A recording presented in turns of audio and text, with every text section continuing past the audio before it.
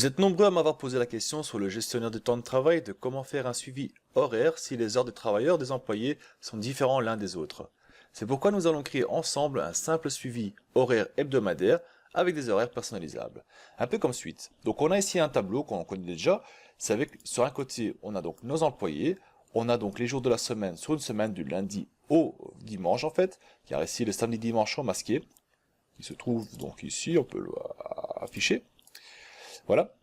Et donc nous avons donc le temps presté dans la semaine. Donc on voit que Daniel il a presté le lundi 6 heures, mardi 8 heures, mercredi 8 heures, jeudi 8 heures, vendredi 8 heures. Et de tout ça, donc on a pris le total qui obtient donc 38 heures pour la semaine travaillée. Par la suite, on a donc affiché dans un tableau, on a affiché les heures par semaine qu'un employé doit faire. Donc ici Daniel doit faire 40 heures semaine. Donc il lui reste encore à faire 2 heures pour terminer la semaine complète. Soit il lui manquera 2 heures pour terminer la semaine. Dorien, lui par contre, il a donc, on peut le voir ici, il a donc un contrat de 35 heures semaine. Donc il a travaillé 40 heures sur la semaine et il a donc 5 heures supplémentaires. Tuto Dorien, il a un contrat de 15 heures, il a presté 40 heures, il a 25 heures supplémentaires pour son compte. Une autre particularité de ce petit tableau, c'est bien sûr qu'on peut naviguer donc avec ces deux flèches là, ça on va avancer dans les semaines, et l'autre flèche, on va reculer dans les semaines. Je suis Daniel du Tuto Dorien, allez c'est parti.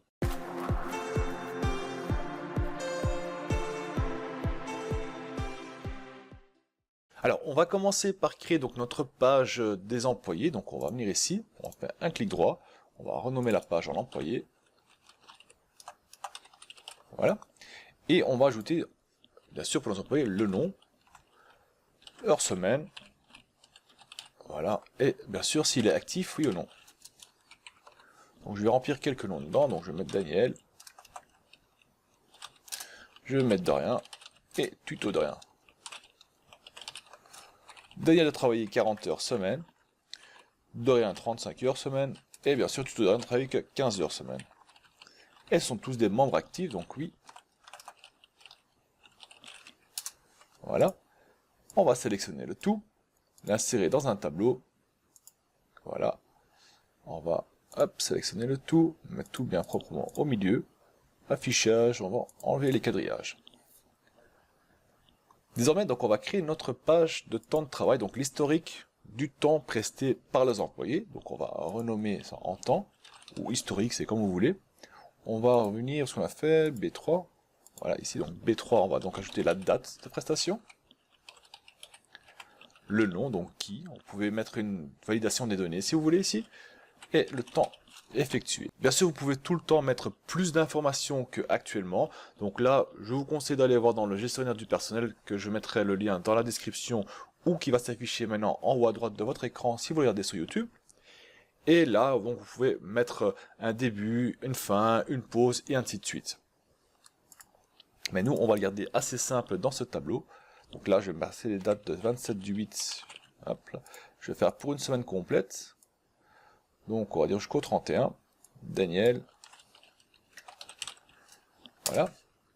Et il a travaillé donc 6 heures. Et là, il va travailler 8 heures.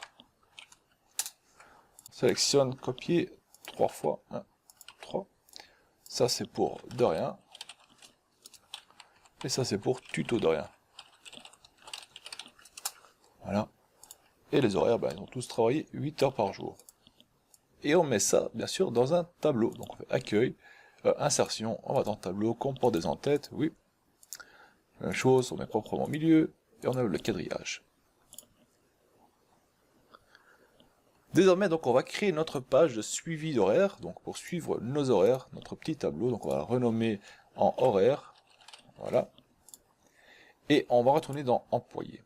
Qu'est-ce qu'on va faire? On va se positionner dans le tableau, n'importe où dans le tableau, donc vraiment être dans le tableau, on va y insérer un tableau croisé dynamique, on va pas le placer sur une nouvelle page, on va définir sur quelle page, donc on va choisir, on va dans horaire, je vais le placer en D6, je fais entrée, entrée, et on a donc notre configuration de notre tableau croisé dynamique.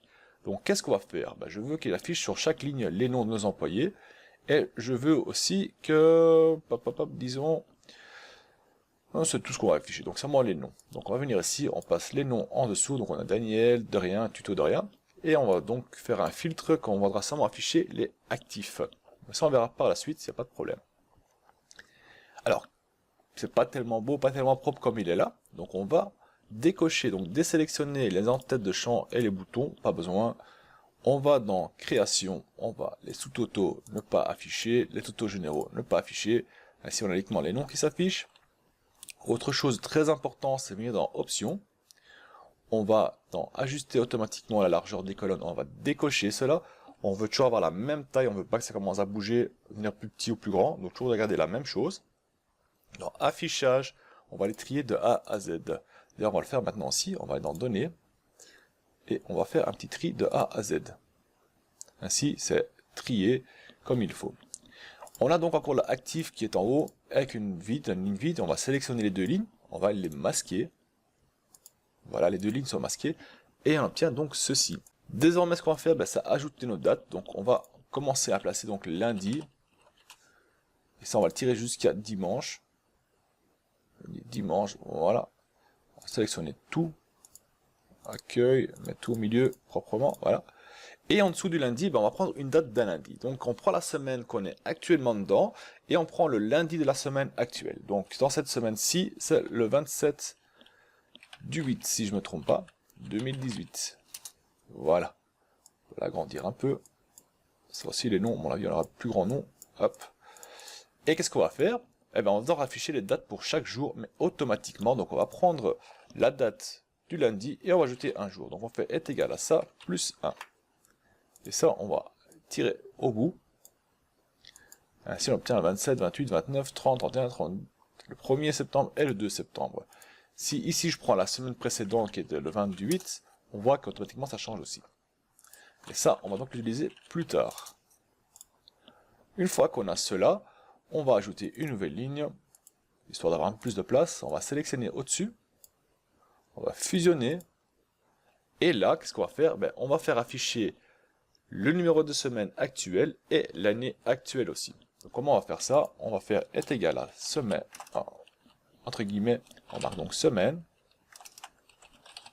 voilà, espace, guillemets, le petit signe est pour ajouter, on va ajouter le numéro de semaine, où est-ce qu'on va le chercher?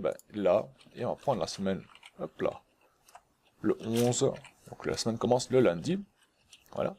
Ce n'est pas terminé, on va encore ajouter le petit signe et on va encore ajouter quelque chose en plus. Guillemets, espace, on met une barre, espace, une barre et cette fois-ci on va chercher donc l'année en cours, donc année. On va prendre l'année du dimanche qui se trouve là. On ferme, on fait OK et on obtient donc la semaine 35 2018. Si je reviens en arrière, donc le 28, on obtient la semaine 34. Si je mets le 31 du 12 dedans, c'est la première semaine 2019. Vous voyez, ça a changé de 2018 à 2019. On va retourner à la date actuelle. Hop là. Et désormais, il est temps d'aller rechercher nos informations. On va aller voir combien de temps de travail Daniel il a effectué cette date-là. Le lundi, le mardi, mercredi, jeudi, vendredi, samedi et dimanche. Donc comment est-ce qu'on va faire ça? On va faire une recherche normale, donc une recherche index. Donc est égal à index. Qu'est-ce que je veux afficher? Je veux afficher le temps qui se trouve ici. Et qui doit être d'où? Donc équivaut à 1. On va faire équivaut 1, car on va faire une recherche matricielle, on va chercher dans un tableau, donc 1. On fait point virgule, on ouvre la parenthèse. Et là, qu'est-ce qu'on va faire? On va chercher dans le nom ici. Et le nom doit être égal à horaire, à le nom qui se trouve dans le tableau croisé dynamique, qui est juste en dessous, qui est caché par la formule, donc là, qui se trouve en D7. On ferme, on met le signe étoile, et on rouvre de nouveau parenthèse. Et cette fois-ci, on va aller chercher le temps. Et le temps, c'est celui qui est là, doit être égal à la date actuelle qui se trouve au-dessus. Voilà. Par contre, on va bloquer la ligne du temps, donc la ligne 4 avec le dollar, et aussi le nom avec le D. Ainsi, on va toujours chercher là et nulle part d'autre. On ferme, point virgule, on veut que la correspondance soit exacte à 100%. On ferme 2 fois. Par contre, s'il ne trouve rien, il va afficher une erreur, ça on ne veut pas avoir, donc on va ajouter donc un si erreur. Oups, voilà. On va ajouter un si erreur tout devant. Voilà. Point virgule. Et là, on valide en appuyant sur les trois touches magiques, c'est Shift, Contrôle, Entrée, ou majuscule, Contrôle, Entrée. Et là, on obtient donc 0,25. Alors, si vous ne faites pas la combinaison des touches, vous obtenez rien du tout. Il n'y a rien qui s'affiche, ça reste vide. Vous avez une formule, mais il n'y a rien qui s'affiche. Donc, si vous n'avez rien qui s'affiche, c'est normal, c'est que vous n'avez pas validé avec les touches Contrôle, majuscule, Entrée. D'ailleurs, on peut le voir aussi dans la formule, il y a un petit bracket qui s'est ajouté dedans.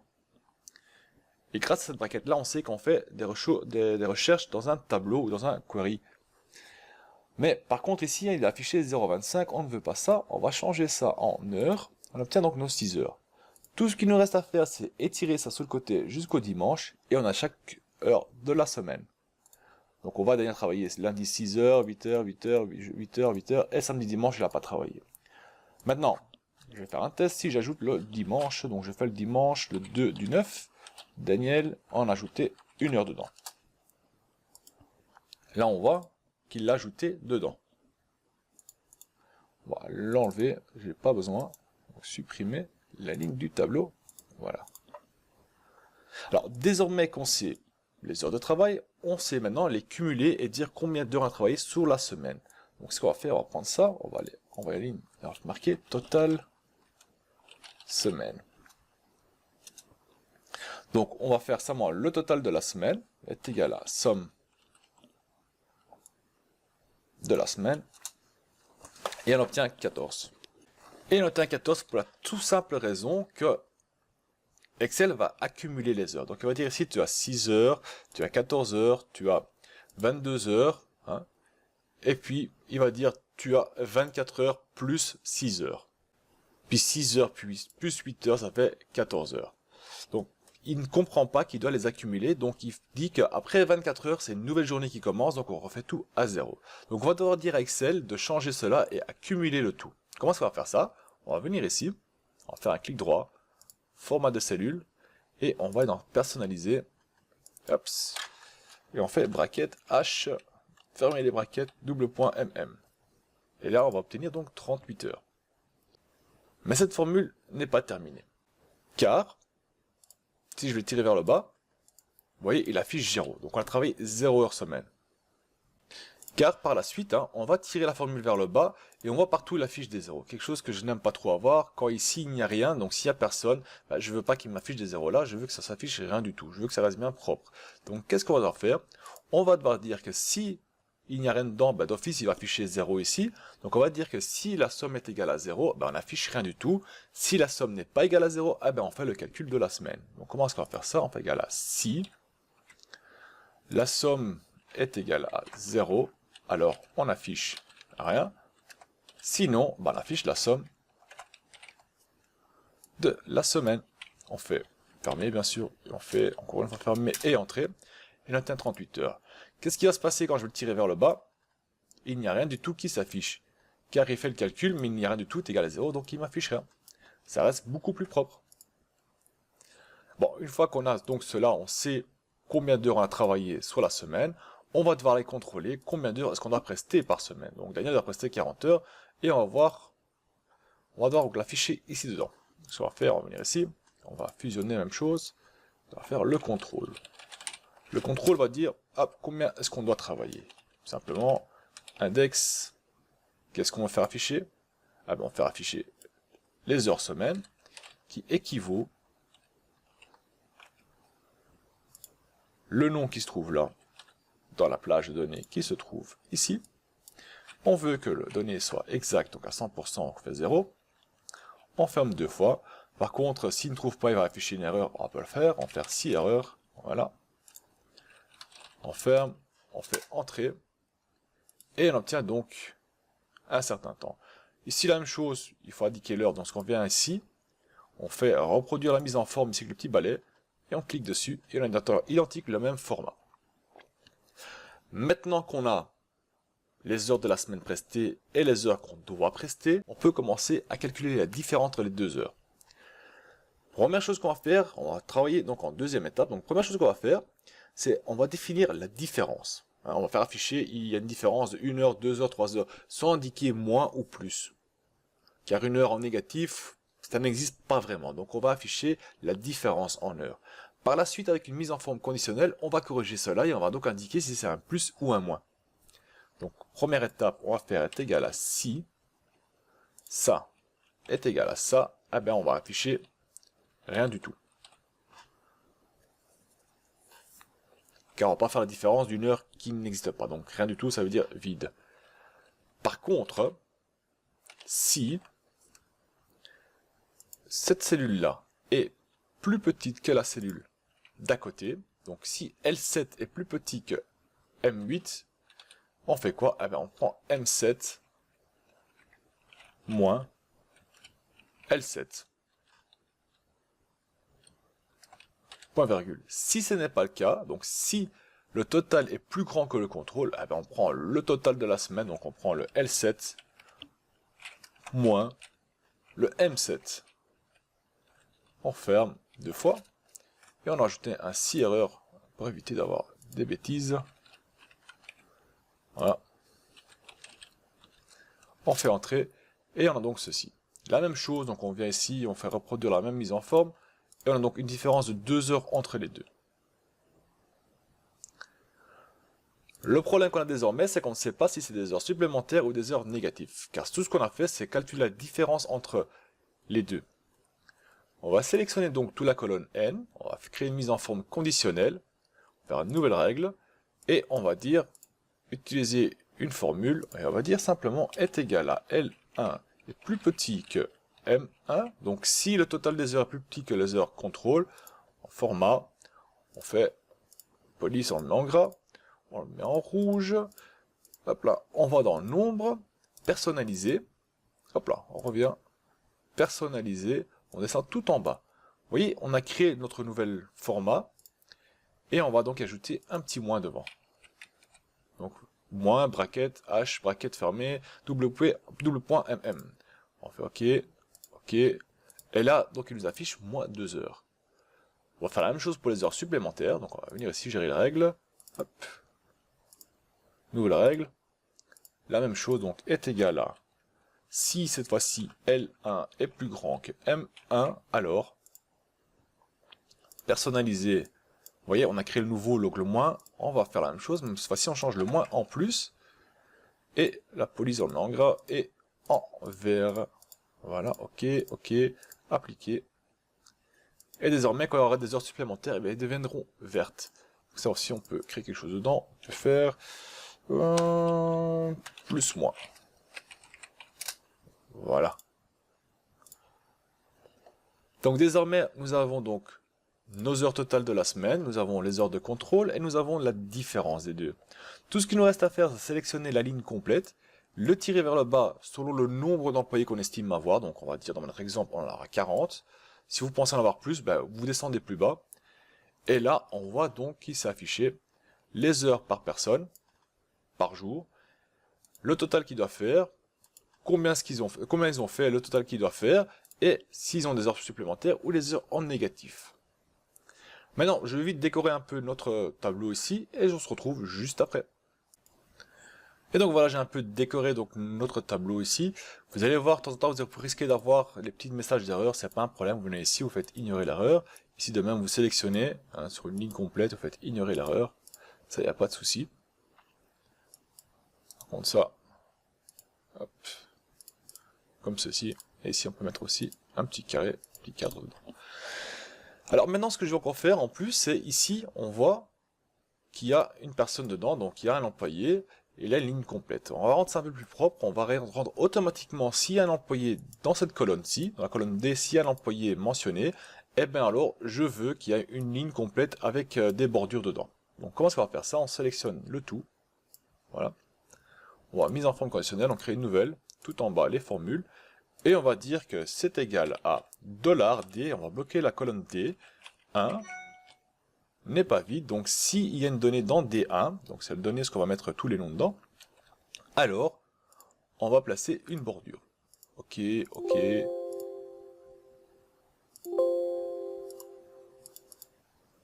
Oh, n'est pas vide, pardon, oui. Voilà.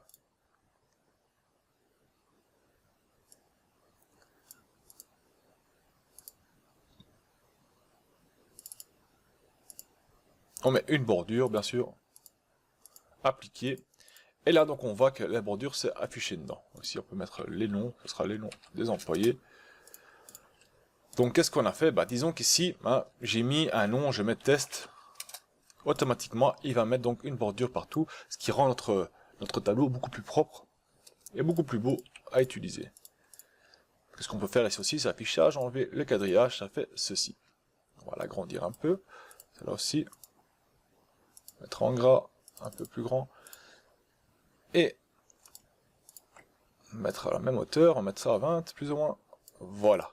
Désormais, qu'est-ce qu'on va faire? On va créer des boutons de navigation. Donc on va insérer des formes, on va créer deux formes, voilà, on va placer dedans ici,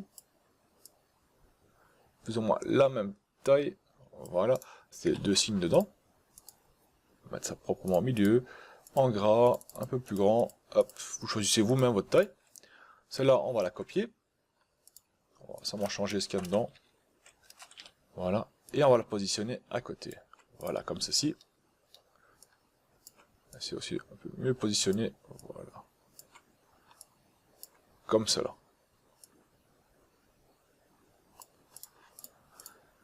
Par contre ici, donc j'aimerais donc créer deux boutons. J'aimerais quand je clique ici dessus, eh bien qu'on recule d'une semaine. Donc on passe à la semaine 34. Si je clique ici, je vais passer à la semaine 36. Pour cela, on va aller dans développeur, on va dans Visual Basic, et on va créer un nouveau module. Et dans ce nouveau module, ben, on va y ajouter deux procédures. La première procédure sera la procédure retour, ça veut dire qu'on va reculer d'une semaine. Et on va faire ça comment? Ben, on va dire que sur range, c'était E4, voilà, E4 est égal à range E4. Donc on prend la semaine, donc la date qui se trouve dans le lundi, moins 7 jours. Donc on va voir ce qui se passe, si on clique dessus, on passe au 20. Maintenant, on va créer, donc pour passer à une prochaine semaine, on va créer une sub prochain. Voilà. Et ce qu'on va dire, que range E4 est égal au range, là on va dire qu'il va prendre la semaine, la date qui se trouve sous le dimanche et ajouter un jour. Donc on va dire range K4 plus 1. Et on va voir ce qui se passe si je clique dessus. Hop, on repasse au 27. Donc là, on a créé donc nos deux procédures pour avancer et reculer d'une date. Maintenant, on va les incorporer dans nos rectangles qui se trouvent ici. Donc dans nos rectangles qui sont ici, qu'on va utiliser comme bouton. Donc le premier retour, on fait un clic droit, on fait affecter une macro qu'on va appeler retour ici. Le prochain, même chose, clic droit, on fait affecter une macro qu'on fait prochain. Et désormais, on peut naviguer, avancer, reculer. Hein. On fait vraiment un peu ce qu'on veut maintenant. Désormais, je vais vous donner un petit bonus. Normalement, donc si on va ajouter un nouvel employé, on va dire qu'il s'appelle Bob. On fait ajouter Bob ici. Bob de travailler 25 heures semaine. Oui, c'est un membre actif. Voilà. Et on va dans horaire, on voit que Bob ne s'affiche pas. Vu que ceci c'est un... Par contre ça, on va enlever l'analyse. Voilà. Vu qu'il s'agit d'un tableau croisé dynamique, pour faire afficher le nouvel élément, il faut rafraîchir la page. Donc on vient ici, on fait actualiser le tout, et là on voit Bob s'afficher en haut. Il est ici, Bob. Par contre, ça j'aimerais bien qu'il le fasse automatiquement. Donc là, je vais supprimer Bob. Bob, je suis désolé, je te supprime mon ami. Je vais ici dans horaire, il est encore là, on fait actualiser. Vous voyez, Bob, il est parti. Mais ça, on va le rendre automatisé. On va pour cela dans développeur, on va dans Visual Basic, on va cliquer sur la page employé, donc double-clic, on va changer ça en Worksheets, il va le placer automatiquement dans Selection Change, c'est bon ça, et on va dire que this workbook.refresh all. Avec cette commande-ci, il va actualiser notre fichier Excel à chaque fois qu'on va faire un changement dans une cellule qu'on a sélectionnée. Et ça de même avec la page sélection. Donc la même chose, on fait donc worksheet, voilà, on fait donc this workbook.refresh all. Voilà, et on va tester ça, donc on va l'employer, on va ajouter le petit Bob de nouveau. Bob travaille 25 heures semaine, il est actif, oui il est actif. Voilà, et on va dans horaire, et on voit le Bob s'afficher automatiquement dedans. Vous ne devez plus rafraîchir la page, il est là le Bob. Alors, encore autre chose qu'on peut faire, c'est, on avait dit qu'on veut seulement afficher les employés qui sont actifs. Donc, disons maintenant que voilà, de rien, il est inactif, donc il ne travaille plus pour l'entreprise. On fait non, donc il est plus actif, non. Mais on aime bien avoir une traçabilité de ses horaires, bien sûr. Mais bon, soit il n'est plus actif dans l'entreprise, donc je ne veux plus le voir s'afficher ici dedans. Donc, comment est-ce qu'on va faire ça? On vient ici, on va dans Analyse, on va Liste des champs, et ici dans Actif, on va donc sélectionner plusieurs éléments et on va simplement afficher les oui. Donc on va décocher le nom. On fait oui. Et là tout à coup, de rien a disparu, ne s'affichera plus dans notre aperçu d'horaire. Donc si je remets en actif oui, hop là, je reviens dans l'horaire et on voit qu'il est de nouveau ici, de rien, il est là. On va rendre Bob inactif, donc on va dire Bob n'est pas actif pour l'instant, on fait non. Hop, Bob a disparu de notre champ d'horaire. On peut aussi masquer le contrôle parce que ça on veut pas afficher. On peut, hein, mais bon, disons on va le masquer. Le samedi dimanche ça m'intéresse pas, on va le masquer aussi. Chose, hop là. Par contre c'est là. Hop, ça va le placer ici dedans. Et donc voilà, désormais vous êtes capable de créer un simple suivi horaire hebdomadaire avec des horaires personnalisables ou de modifier un fichier existant selon vos besoins. Donc vous pouvez prendre cela comme exemple. Alors n'oubliez pas de vous abonner à la chaîne si ce n'est pas encore fait. Et je vous retrouve dans un prochain cours. Allez, salut tout le monde!